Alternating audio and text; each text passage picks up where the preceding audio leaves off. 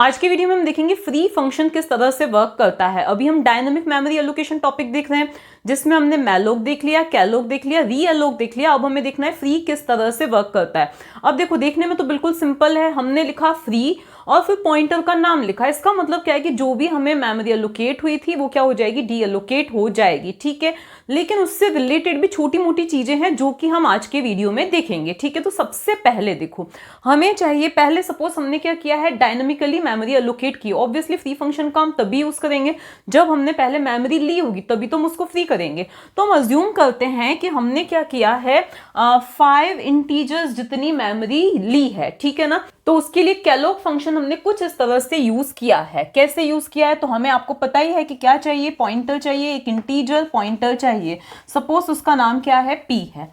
यहाँ पे हमने क्या लिखा है, कैलोक का यूज किया है। तो यहाँ पे हमने लिखा है कैलोक, और जैसा कि मैंने बताया कि मुझे 5 ब्लॉक्स चाहिए और हर एक ब्लॉक की साइज क्या होनी चाहिए, एक इंटीजर जितनी होनी चाहिए। तो यहाँ पे हमने लिखा है 5 और यहाँ लिखा है हमने साइज ऑफ इंट। ओके, अब आप मैलोक की हेल्प से भी एलोकेट कर सकते हो, लेकिन उसका सिंटेक्स थोड़ा सा अलग होता है। फिर क्योंकि ये क्या करेगा, इंटीजर पॉइंटर, अब ये क्या करेगा, एक वॉइड पॉइंटर, सॉरी ये क्या करेगा, एक void pointer, generic pointer return करेगा। उसको हमें कन्वर्ट किस में करना है, इंटीजर पॉइंटर में कन्वर्ट करना है। ये सब मैं आपको पहले ही एक्सप्लेन कर चुकी हूँ। ठीक है, और फिर ये जो पूरा एड्रेस आया, ये जो पूरा एक इंटीजर का एड्रेस हमें मिला, इंटीजर पॉइंटर मिला, उसको हमने किसके अंदर कलेक्ट कर लिया है, p के अंदर कलेक्ट कर लिया है। अब अभी तक हुआ क्या है, सपोज ये हमारा क्या है, मेन फंक्शन है। कौन सा फंक्शन है, ये हमारा मेन फंक्शन है। ओके, तो अब स्टैक में मेन को कुछ स्पेस एलोकेट होगा जिसके अंदर हमारा क्या है, p है, जो कि क्या है, एक पॉइंटर है। ठीक है ना, अब इसके बाद में हमने क्या किया है, मेमोरी एलोकेट की है। कितनी, 5 × 4 20 बाइट्स हमने मेमोरी मिलेगी, मतलब 5 ब्लॉक्स मिलेंगे। हर एक की साइज क्या होगी, ब्लॉक की साइज 4 बाइट्स होगी। तो इस तरह से हमें 20 बाइट्स मिलेंगी।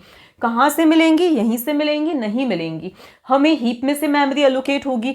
तो सपोज ये हमारा कोई सा हीप का एरिया है, वहां से हमें 20 बाइट्स मिल चुकी हैं जिसका बेस एड्रेस क्या है, 1000 है। ठीक है, तो अब इसने हमें 1000 रिटर्न किया जिसको हमने इस p के अंदर कलेक्ट कर लिया। ओके, ये चीज, ये डायग्राम में क्यों बना रही हूँ, क्योंकि इससे रिलेटेड कुछ क्वेश्चंस आ सकते हैं।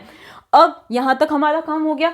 इसके बाद अब हमें क्या करना है, हमने यहाँ पे कुछ भी कोड लिख के इस मेमोरी को यूज कर लिया। सपोज फॉर लूप लगा के 5 स्टूडेंट्स के मार्क्स स्टोर करने थे, हमने स्टोर कर लिए। देन हमने क्या किया है, उसके बाद उनको डिस्प्ले कर दिया। उससे पहले हमें क्या करना है, हो सकता है ड्यू टू सम रीजन हमें मेमोरी एलोकेट ना हो पाए, तो उस केस में ये हमें नल रिटर्न करेगा। ठीक है, तो हमें पहले चेक करना होगा कि क्या जो हमारा p है वो नल के इक्वल तो नहीं है। अगर नल के इक्वल नहीं है तो ही हमें उसको क्या करना है, यूज करना है। ये सब तुम पहले ही देख चुके हैं। ठीक है, इसके बाद आगे हमारा क्या होता है, हमने मेमोरी का कुल मिला के इसका यूज वगैरह कर लिया। अब क्योंकि होता यह है कि ये जो स्टैटिक मेमोरी होती है, जैसे मैंने ये p है, यहाँ पे सपोज मैंने एक i करके एक इंटीजर डिक्लेयर किया। ठीक है, इसका एग्जिस्टेंस ओनली कहाँ तक रहता है, जब तक हम किसी पर्टिकुलर फंक्शन में हैं। सपोज ये कोई सा भी फंक्शन होता, फन नाम का या कुछ भी होता, तो जैसे ही उस फन का एग्जिस्टेंस खत्म वैसे ये मेमोरी डीएलोकेट हो जाती। लेकिन ये जो मेमोरी हमें डायनामिकली मिली है, हीप में से मिली है, उसको डीएलोकेट करना हमारी रिस्पॉन्सिबिलिटी होती है। ठीक है, तो अब हम इसको कैसे फ्री करवाएं ताकि ये किसी और के लिए यूजफुल हो सके। ठीक है, अगर ये हमारे पास ही रहेगी तो कोई और उसको यूज नहीं कर सकेगा। तो हम इसको कैसे फ्री करवाएं, कैसे डीएलोकेट करवाएं, तो उसके लिए यूज होता है फ्री का।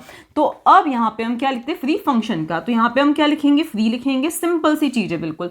और जो भी पॉइंटर है उसका नाम हम लिखेंगे। क्यों, क्योंकि इसका तो कोई नाम है नहीं, हमारे पास सिर्फ और सिर्फ ये एड्रेस है, और जो कि किसके अंदर है, इस p के अंदर है।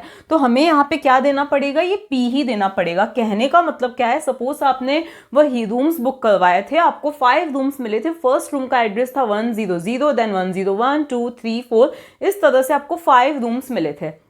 अब आपको क्या करना है कि वो रूम्स रिटर्न करने हैं ताकि वो किसी और के लिए यूज हो सकें। तो आप क्या बोलोगे कि जरूरी नहीं कि आप सारे रूम्स का क्या बोलो, एड्रेस बोलो, आप सीधे क्या बोलोगे कि हमें रूम नंबर 100 से जो भी रूम्स मिले थे वो हमें डीएलोकेट करने हैं। ठीक है ना, अब उनके पास ये रिकॉर्ड है कि कितने रूम्स मिले थे। ठीक है, तो अब आप क्या बोलोगे, एड्रेस बोलोगे। तो यहीं पे क्या है, यहाँ पे आपने सिर्फ एक एड्रेस दे दिया कि हमें यहाँ से इस पर्टिकुलर एड्रेस से जो भी मेमोरी एलोकेट हुई थी उसको हम डी रीअलोकेट करना चाह रहे हैं, वापस देना चाह रहे हैं, तो इस पॉइंट के बाद क्या होगा, ये वाली जो मेमोरी है वो डीएलोकेट हो जाएगी। इसका मतलब क्या है कि कहीं गायब नहीं हो जाएगी, अब ये किसी और के लिए यूज हो सकती है। रूम्स भी आप दे देते हो, रिटर्न करते हो, तो वो रूम्स थोड़ी ना उड़ जाते हैं, होता क्या है कि अब वो रूम्स किसी और के लिए अवेलेबल हैं। तो सेम ऐसा ही यहाँ पे हुआ है, ठीक है ना। अब दूसरी इसमें इंपॉर्टेंट चीज क्या है, जैसे क्वेश्चन में कभी आ जाता है, आपसे पूछा कि ये P और ये I ये दोनों कहाँ मिलेंगे, या सपोज इक्वल मैंने गेट क्वेश्चन देखा था, यहाँ पे सपोज इंट J डिक्लेयर कर दिया, ठीक है। तो अब ये कहाँ पे, इनको कहाँ स्पेस मिलेगा, स्टैक में, हीप में, या इनिशियलाइज डेटा सेगमेंट में, अनइनिशियलाइज डेटा सेगमेंट में। तो यहाँ पे आप बता सकते हो ये जो है हमारा अनइनिशियलाइज डेटा सेगमेंट में आएगा, क्यों, क्योंकि क्या है, ग्लोबल वेरिएबल है। इसके बाद हमारा ये जो P है, ध्यान देना, ये P को हमने डिक्लेयर कहाँ पे किया है, मेन के अंदर किया है, तो उसको मेमोरी कहाँ पे मिली है, स्टैक में मिली है। ये मत सोचना कि भाई P को तो हमने डायनेमिक मेमोरी एलोकेट करवाई है तो उसको हीप में मेमोरी मिली है, ऐसा बिल्कुल नहीं है। हीप में कुछ और इंटीजर्स को मेमोरी मिली थी जिनका एड्रेस P के अंदर है, इस बात का आप ध्यान रखना। तो अब ये जो मेमोरी थी ये 20 बाइट्स यहाँ पर थी, हीप में थी, ठीक है। लेकिन ये जो P को मेमोरी मिली है वो कहाँ पे मिली है, स्टैक में मिली है। कैसे प्रूव होता है, तो अगर मान लिया अब आप क्या करो, आपने P को फ्री करवा दिया, अब आप क्या करो, प्रिंट करवाओ। किसको प्रिंट करवाओ, प्रिंट एफ %d या %u और फिर P प्रिंट करवाओ।